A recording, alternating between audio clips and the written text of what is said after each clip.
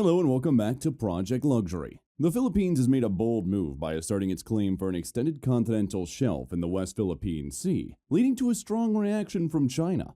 The conflict began on June 18 when China sent a diplomatic note to UN Secretary-General Antonio Guterres, urging the UN Commission on the Limits of the Continental Shelf, or CLCS, to reject the Philippines' submission. China argues that the Philippines' claim violates its sovereign rights and jurisdiction under international law, including the UN Convention on the Law of the Sea, or UNCLOS, as well as the Declaration on the Conduct of Parties in the South China Sea. The CLCS rules specifically that any submission concerning disputed waters cannot be considered, complicating the Philippines' efforts despite officially submitting its claim on June 14th. The Philippines aims to extend its continental shelf up to 350 nautical miles from its baseline in Palawan, citing Article 76 of UNCLOS, which grants coastal states exclusive rights to exploit resources within their continental shelf. In contrast, China maintains that the Philippines' claims lacks basis and infringes upon its sovereignty and rights in the South China Sea, including the disputed Spratly Islands west of Palawan. As tensions escalate over contested waters, the Philippines has made a bold assertion of its claims. The dispute with China revolves around the Philippines' bid to extend its continental shelf in the West Philippine Sea, and in 2016, an arbitral ruling under UNCLOS invalidated China's expansive claim in the area, declaring its actions unlawful. The Philippines has since represented geological and tectonic data to support its case, asserting that the West Palawan region is a natural extension of its land territory, extending beyond the 200 nautical mile baseline. UNCLOS defines a country's continental shelf as extending from its territorial sea to the outer edge of the continental margin, up to 20 nautical miles or potentially 350 nautical miles in certain circumstances. The Philippines' submission to the UN Commission on the Limits of the Continental Shelf seeks recognition of its entitlement under international law, challenging China's broad territorial assertions in the South China Sea. The diplomatic move, backed by years of scientific research, underscores the Philippines' commitment to reaffirming its maritime rights under the UNCLOS. The Philippines has demonstrated its commitment to adhering to international processes by emphasizing the significance of its recent submissions. This move aims to secure its sovereign rights and maritime jurisdictions in the West Philippine Sea following the 2016 arbitration award that upheld the maritime jurisdictions in the West Philippine Sea, following the 2016 arbitration awards that upheld the Philippines' movement entitlements under UNCLOS. The area in question includes the Spratly Islands, which have long been a focal point of disputes involving China, the Philippines, Vietnam, Malaysia, Brunei, and Taiwan. Beyond staking its claim, the Philippines seeks to reinforce the legitimacy of its maritime boundaries recognized by international law. This submission is a clear declaration of the Philippines' determination to assert its sovereignty and safeguard its resources amidst competing claims. The unfolding situation could potentially reshape the geopolitical dynamics in the region, offering a chance for clarity and stability in the contested waters of the West Philippine Sea. The Philippines acknowledges potential overlaps with the undersea continental shelves claimed by Vietnam and possibly other coastal states in the South China Sea. Philippine officials have expressed readiness to engage in discussions aimed at peacefully resolving maritime boundary disputes. They have approached the UN Commission on the Limits of the Continental Shelf with a partial submission concerning the West Palawan region, ensuring it aligns with efforts to address delimitation issues with neighboring states. Vietnam, in response, has signaled openness to dialogue on overlapping claims, affirming its sovereignty over the Paracel and Spratly Islands in accordance with international law. This scenario sets the stage for diplomatic negotiations, where nations involved can collaborate to establish clear maritime boundaries, fostering peace and stability in the South China Sea. According to Article 5 of Annex 1 of the Commission on the Limits of the Continental Shelf's Rules of Procedures, China has formally objected to the Philippines' submission made on June 14. In response, the Philippines presented extensive scientific data during a recent filing in New York. This data, including hydrographic, geological, geophysical, and tectonic findings from the West Palawan region in the West Philippine Sea, highlighted the presence of the Palawan-Mindoro microcontinent. This unique geological unit encompasses the Palawan mainland and the Cuyo Island group. This marks the Philippines' second attempt to establish an extended continental shelf entitlement, following its initial submissions in 2009 related to the Philippine Rise near Aurora Province.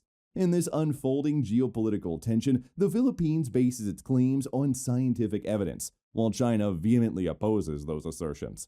The next steps in the international dispute will be critical as both sides navigate complex legal and diplomatic challenges. The world closely monitors these developments to see how these claims will be adjudicated and their potential impact on power dynamics in the South China Sea. In 2012, a UN body confirmed that this region falls within the Philippines' continental shelf and territory. Maritime law expert and retired Supreme Court Senior Associate Justice Antonio Carpio has advised the Philippine government to accept Vietnam and Malaysia's invitation to submit overlapping claims to voluntary arbitration under UNCLOS. Justice Carpio suggests inviting China to join this arbitration if it believes it has legitimate claims over the same area. This approach aims to achieve a peaceful resolution in accordance with the UN Charter and UNCLOS. Philippine Permanent Representative to the UN, Antonio Lagdamio, noted that such actions could rejuvenate efforts among states to pursue UNCLOS processes for determining their maritime entitlements, and thereby enforcing a rules-based international order. Beneath the surface of these disputed waters lies vast seabed and subsoil surfaces and resources that extend from the Philippine archipelago to the maximum limits allowed by UNCLOS. These resources hold significant potential benefits for the Philippines and its people for generations to come. The Philippines' efforts to assert its maritime rights are framed as commitments to international law and peaceful dispute resolution amidst escalating tensions in the region, particularly between China and the Philippines over the disputed shoals. Recent incidents involving Chinese coast guards and suspected militia vessels have heightened tensions, resulting in diplomatic strains and operational challenges for Filipino maritime forces. Following the aggressive actions of the Chinese Coast Guard on June 17, President Marcos of the Philippines stated that the country will not be intimidated, yet emphasized its commitment to avoid starting a war amidst the tensions with China. Marcos declared that their priority is to ensure a peaceful and prosperous life for every Filipino, rejecting the notion of participating in great power competitions that force them to take sides. "We're not in the business of instigating wars," Marcos stated firmly. "Our aim is to provide a peaceful and prosperous life for every Filipino. This is the principle we live by and march by." The Philippines advocate for a peaceful resolution, but stands resolute against intimidation following a naval clash with China. During a visit to the Philippine Western Command headquarters on Palawan Island, Marcos reiterated the nation's commitment to defending itself while preferring peaceful dispute settlement.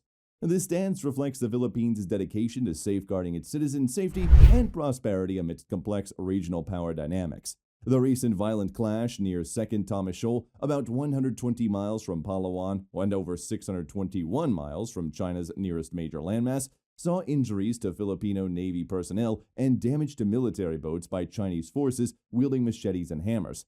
This incident, the most severe in recent confrontations, sparked condemnation and concerns from the US, EU, Japan, Australia, and other nations.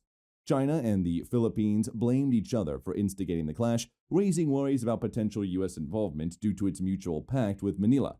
The Philippine government clarified that it did not view the clash as an armed attack triggering the U.S. Defense Treaty, but expressed concerns over potential future actions by Chinese forces near Second Thomas Shoal.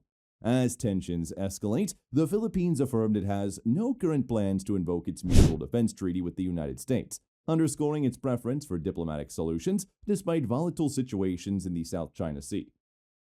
Following aggressive actions by the Chinese Coast Guard on June 17, President Marcos of the Philippines emphasized the nation's resolve not to be intimidated while reaffirming its commitment to avoiding war amid tensions with China. Marcos underscored the priority of ensuring a peaceful and prosperous life for all Filipinos, rejecting involvement in great power competitions that might force the country to take sides. "We do not seek to provoke conflicts," Marcos stated firmly. "Our goal is to secure a peaceful and prosperous future for every Filipino. This is the guiding principle we adhere to." The Philippines advocates for a peaceful resolution but remains steadfast against intimidation following a naval clash with China. During a visit with the Philippine Western Command headquarters on Palawan Island, Marcos reiterated the country's dedication to self-defense while preferring diplomatic solutions to disputes. This situation and stance highlights the Philippines' commitment to safeguarding its citizens amidst complex regional power dynamics. The recent violent clash near Second Thomas Shoal, approximately 120 miles from Palawan and 621 miles from China's nearest major landmass, resulted in injuries to Filipino Navy personnel and damage to military vessels by Chinese forces using machetes and hammers. The incident, the most severe in recent confrontations, prompted condemnation and concern from the US, EU, and Japan and Australia, among other nations. Both China and the Philippines blamed each other for initiating the clash, raising concerns about potential US involvement due to its mutual defense pact with Manila. The Philippine government clarified that it didn't consider the clash an armed attack to avoid triggering the US defense treaty, but expressed apprehensions over future Chinese actions near Second Thomas Shoal. Despite escalating tensions, the Philippines affirmed its current stance of not invoking its mutual defense treaty with the United States, emphasizing a preference for diplomatic resolutions amidst the volatile situation in the South China Sea. And that was all from us today for this video, folks. See you in the next one.